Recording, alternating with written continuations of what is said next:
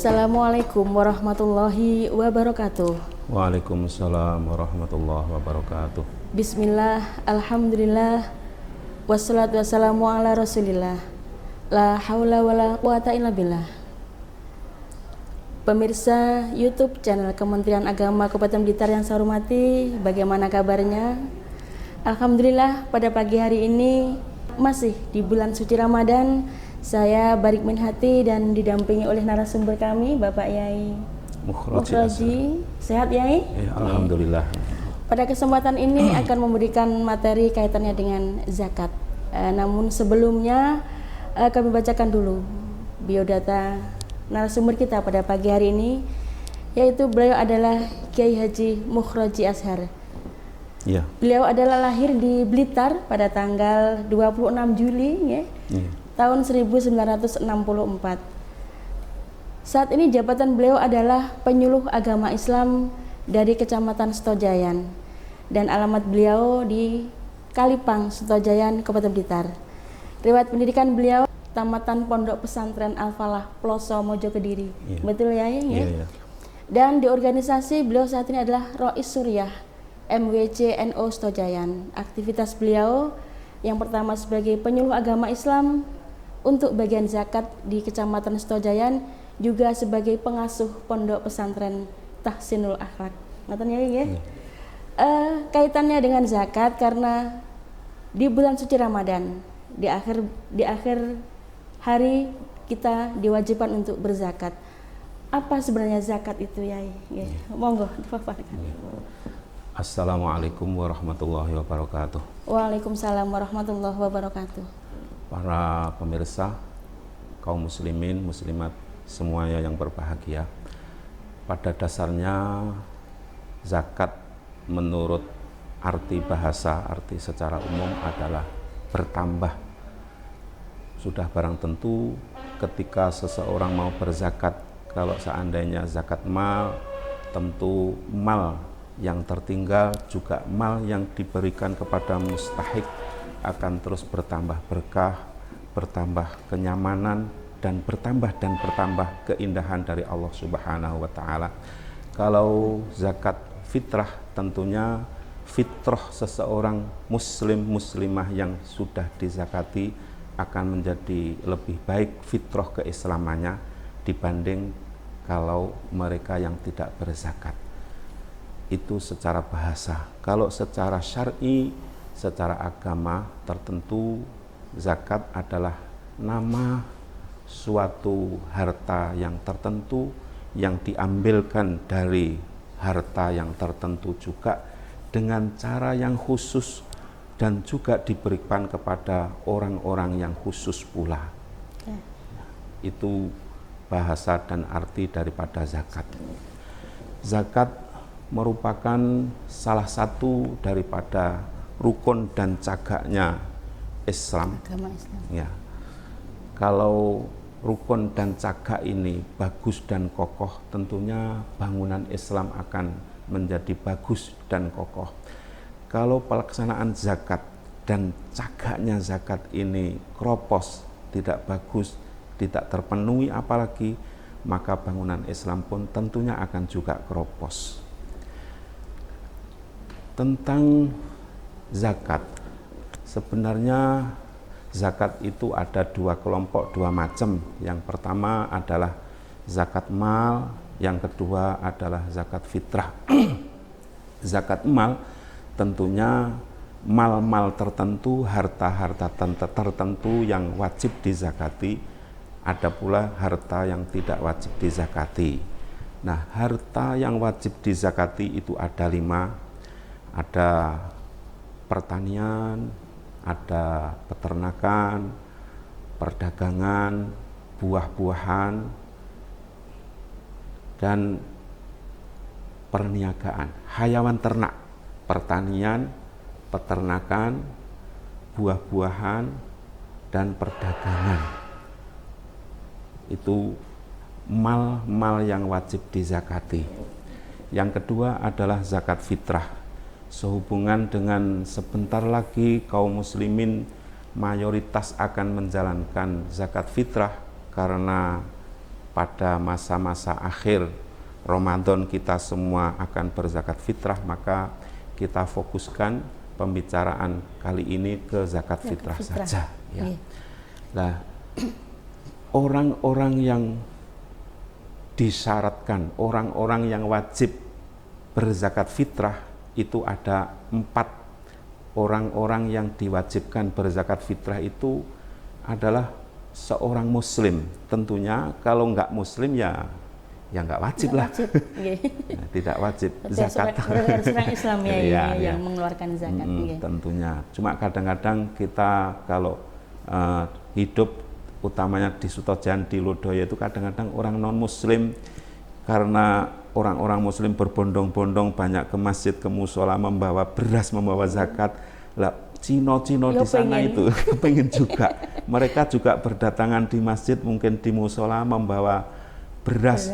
Tidak hanya 1 kresek, tidak hanya 1 kilo, tapi bahkan 1 kebo, berkarung-karung. Ini bagaimana ya, diterima saja, tapi itu bukan zakat. Nanti diberikan siapa saja, yang baku itu bukan zakat. Karena yang diwajibkan zakat dan yang zakatnya sah adalah orang muslim. Itu satu. Yang kedua, seseorang yang merdeka. Tentu kalau di zaman sekarang sudah kesulitan kita mencari orang yang tidak merdeka. Budak itu. Yang ketiga, seseorang muslim merdeka yang menjumpai bagian daripada akhir bulan Ramadan dan bagian daripada awal bulan Syawal.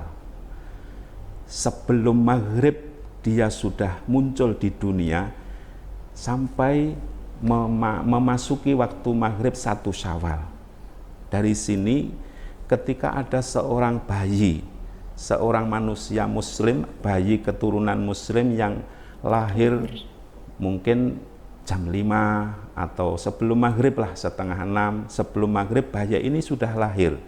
Terus sampai masuk maghrib dia sudah dalam kondisi anaknya orang muslim yang sudah hadir di dunia. Sekalipun nanti setelah ngisak bayi ini mati, maka dia harus wajib dizakati oleh kedua orang tuanya. Kalau lahirnya itu sesudah maghrib, sekalipun hidup terus, nah ini nggak wajib dizakati. Karena sudah masuk bulan sudah Syawal. Masuk awal bulan Syawal dan dia nggak menemui bagian dari akhir Ramadan. Sebaliknya lagi, kalau ada orang mati, ada seseorang muslim tua renta, sakit-sakitan lama, setelah maghrib dia mati. Setelah maghrib dia mati, berarti dia masih hidup di akhir bulan Ramadan. Menemukan bagian daripada akhir Ramadan dan menemukan bagian dari awal 1 Syawal. Ya, dia wajib dizakati pula oleh keluarganya. Kalau matinya sang muslim tua renta ini sesudah maghrib, nah, tidak menemui akhir Ramadan, maka dia ya tidak wajib zakat. Itu kewajiban zakat yang ketiga, menemukan bagian daripada akhir Ramadan dan bagian daripada awal 1 Syawal.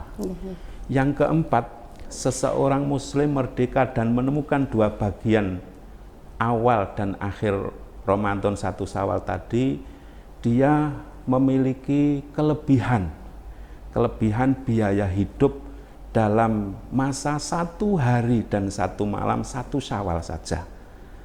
Kalau seandainya seseorang muslim mungkin statusnya itu orang miskin, kehidupan sehari-hari mungkin becak, mungkin buruh apa sajalah. Nah, kehidupan sehari-hari kadang-kadang lebih, kadang-kadang kurang, kadang-kadang pres. Kok kebetulan pada saat 1 Syawal dia punya kelebihan. Nah, sekalipun di sisi lain dia itu terpandang sebagai fakir bahkan, atau miskin, atau mungkin gharim, tapi dia pada hari itu punya kelebihan biaya hidup sehari semalam, termasuk biaya hidup seluruh keluarganya, istri pertama, kedua, dan seterusnya. Anak-anaknya ada kelebihan, maka dia di samping miskin, di samping fakir mungkin Gharim, dia wajib mengeluarkan zakat. Kalau toh seandainya kelebihan itu tidak mencapai 2,5 kilo atau tidak mencapai 2 kilo lah, punya kelebihan cuma 1,5 kilo umpamanya, ya itu seadanya, itu kelebihan yang ada itu wajib dikeluarkan seadanya, apa adanya. nggak usah mengada-ngada, apa adanya. Iya, itu syarat wajib mereka yang diwajibkan untuk mengeluarkan zakat fitrah. Lantas ukuran zakat fitrah itu kalau diukur, dan sebelum itu zakat fitrah itu memang harus menurut jumhur ya, menurut kebanyakan ulama, jumhurul ulama, zakat fitrah memang harus berupa makanan pokok daerah setempat orang yang berzakat itu. Kalau di daerah kita padi, nasi, ya zakatnya ya padi. Mungkin di daerah lain makanannya itu apa itu ya, ampok. Jagung, ya, itu jagung. Mungkin di daerah lain tempe atau dele atau kacang hijau, ya itulah zakatnya. Cuma mayoritas ya padi dan jagung. Yang agak mungkin jadi pertanyaan, mungkin ada daerah tertentu yang makanan sehari-hari itu gaplek atau apa itu tiwul, apakah gatot. Gitu ya, kalau di itu selatan ini. Iya di daerah selatan saya itu nggak bisa zakat dengan berbentuk itu, nggak bisa dan nggak sah. Memang harus berupa hubub, biji-bijian yang bisa disimpan, ya tidak jauh dari beras atau jagung. Seberapapun mereka berkehidupan dengan makanan sehari-hari berupa gaplek, tapi tetap mereka mungkin sorenya atau mungkin 2 hari sekali akan makan nasi atau jagung. Ya itulah zakatnya. Kalau ditakar, kalau diukur, makanan pokok yang berupa beras itu ya kalau diwadahi dalam satu wadah berbentuk kubus, maka tidak boleh kurang dari ukuran 14,65 cm. Dalam kotak gitu ya? Iya, dalam kotak itu tidak boleh kurang dari itu. Atau kalau kita kilo, ya 2 kilo 8 kilogram atau 3 kilo lah, itu sudah mantap, cukup. Kalau 2,5 kilo itu kadang-kadang cukup, kadang-kadang belum. Kalau kebetulan beras yang lawas, beras lama, itu cukup sekali 2,5 kilo. Karena melar ya. Iya betul dan enteng beras, dia. Ya, kalau beras baru, itu 2,5 kilo barusan panen, itu antep, berat, dan barangnya sedikit. Ringkes. Itu nggak cukup kalau 2,5 kilo beras yang baru. Untuk yang longgar ya 2,8 kilo atau 3 kilo mantap, cukup, itu setahun sekali aja. Itu masalah ukuran seberapa zakat fitrah yang harus kita keluarkan itu. Nah, dalam berzakat itu disyaratkan untuk dikatakan zakat fitrah ini bisa sah, disyaratkan 2 syarat. Yang pertama harus niat, yang kedua zakat fitrah harus diberikan kepada orang-orang yang memang sudah dipastikan berhak menerima zakat, sebagaimana yang diterangkan di dalam Al-Quran. Ada 8 asnaf yang sudah tidak asing. Nah, yang satu harus niat. Kadang-kadang di desa itu sing penting nggawa beras digawa teng masjid, teng musola, teng balai desa. Niki zakate bapak kula sebalik. Sing nampa ya enggak jelas pisan. Nah, itu niatnya bagaimana? Kalau sudah diniati dari rumah sih enggak apa-apa. Kadang-kadang yang dikongkon, yang diperintah belum niat, yang menakar belum niat. Nah, ini kadang-kadang rawan di sana. Dalam masalah niat berzakat sebenarnya tidak harus ditalafutkan, tidak harus diucapkan dengan lisan. Niat itu ya sebenarnya di niat apa saja ya cukup di hati. Contoh saja. Ketika kita menakar beras dari karung, dari satu wadah kita takar 3 kiloan, kita takar 2 kilo 8 gram umpamanya. Saat menakar dan memasukkan kresek beras yang sudah kita takar di dalam kresek, di dalam hati kita sudah niat, iki zakat fitrahku. Itu sudah cukup sebenarnya. Nah, terus ini zakat fitrah istriku. Nah, terus ini zakat fitrah untuk anakku yang pertama. Nah, ini anakku yang kedua, di dalam hati sudah begitu. Nah, itu sudah cukup, sudah niat itu sudah niat. Setelah itu kita minta tolong ini antar zakat ini 5 kresek ke sana. Itu sudah diniati dari rumah, contohnya begitu. Tidak harus diniati seperti nawaitu an ukhrija zakatal fitri an nafsi an zaujati an walati an ibnati, nama bagaimana itu sebenarnya enggak wajib ke sana. Itu juga bagus, menuntun niat, menuntun hati, itu bagus sekali. Kadang-kadang kalau enggak dituntun seperti itu, orang desa itu hatinya ke sana kemari enggak terarah. Itu niat yang penting juga. Lagi dalam masalah niat zakat, kadang-kadang di desa itu kurang memperhatikan.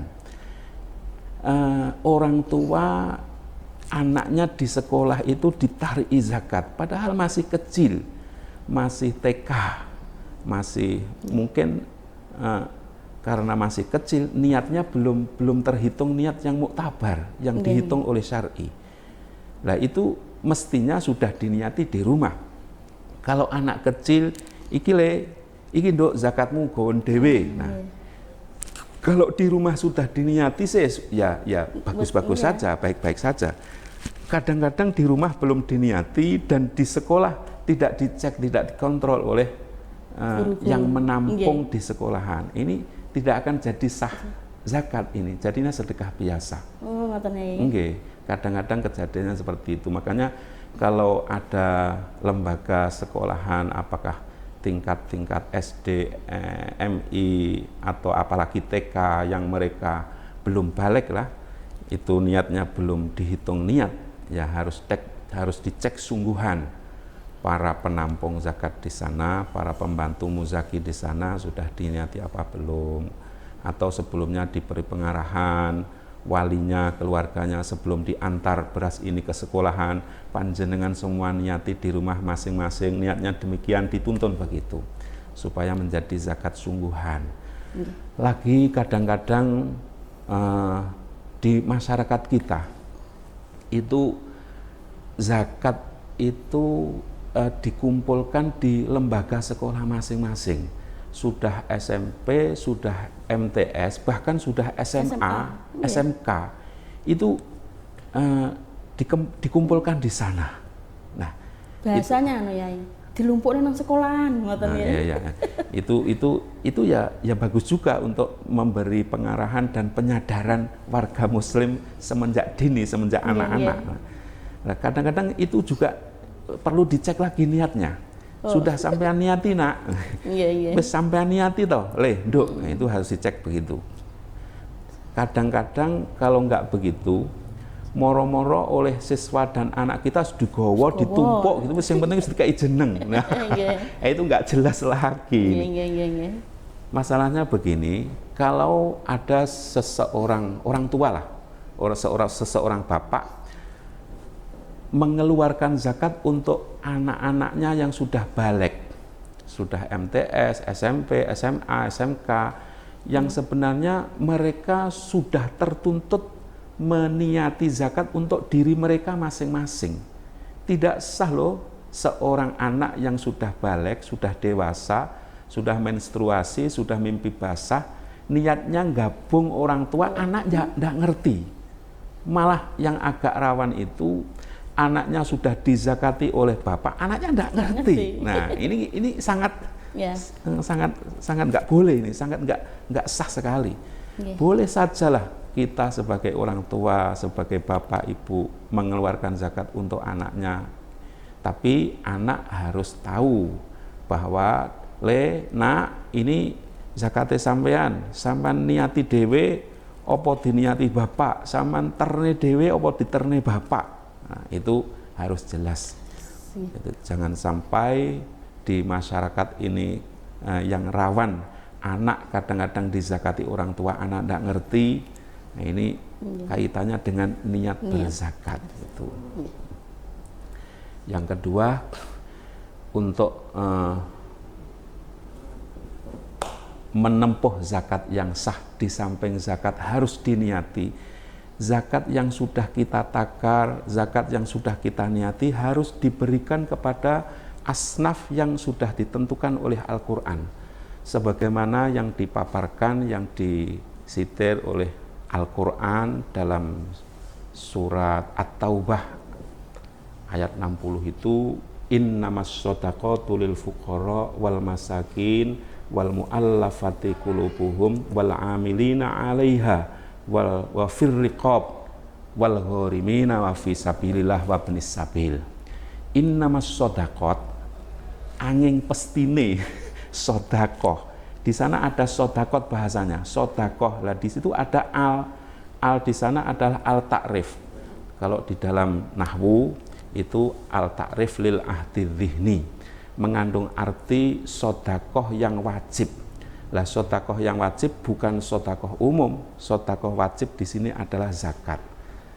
Jadi arahnya khusus zakat ini hanyalah boleh dan hanyalah sah diberikan kepada orang-orang fakir, orang-orang miskin, orang-orang yang masih mu'alaf qulubuhum, yang masih yang masih disenang-senang, yang masih dihibur hatinya karena mereka barusan masuk Islam, dan diberikan kepada orang-orang yang menangani, orang-orang yang mengumpulkan, menangani, membagikan zakat, amil, terus diberikan kepada ghorimin, para ghorim, orang-orang yang punya hutang, baik hutang untuk keperluan dirinya, keluarganya, anaknya, atau membangun rumahnya, pokok hutang untuk tidak untuk maksiat. Nah, itu boleh juga. Wa fi sabilillah wa ibnis sabil, orang-orang yang sedang bepergian jauh terus membutuhkan bantuan biaya untuk melangsungkan perjalanannya, melangsungkan keislamannya. Nah, perjalanannya.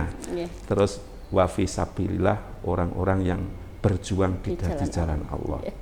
Terima kasih Yai, sudah banyak sekali materi-materi tentang zakat yang pengen sampaikan. Mungkin ini ada pesan untuk pemirsa YouTube channel Kementerian Agama Kabupaten Blitar. Mungkin pesan sedikit?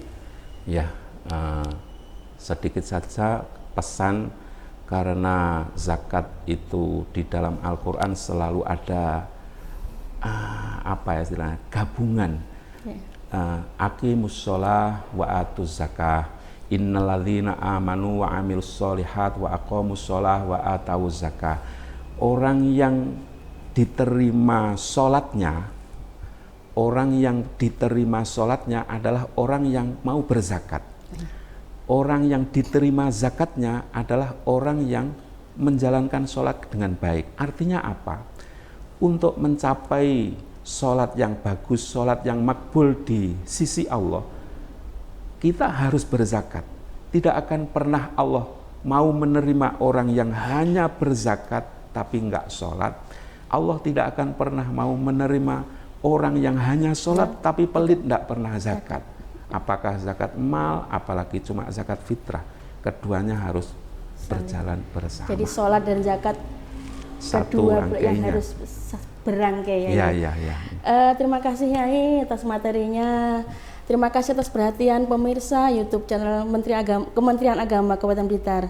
Saya Barik bin Hati dan Yai Mukhroji undur diri. Terima kasih atas segala perhatiannya dan mohon maaf atas segala kekurangannya. Wallahul muwaffiq ila aqwamit thoriq. Wassalamualaikum warahmatullahi wabarakatuh. Waalaikumsalam warahmatullahi wabarakatuh.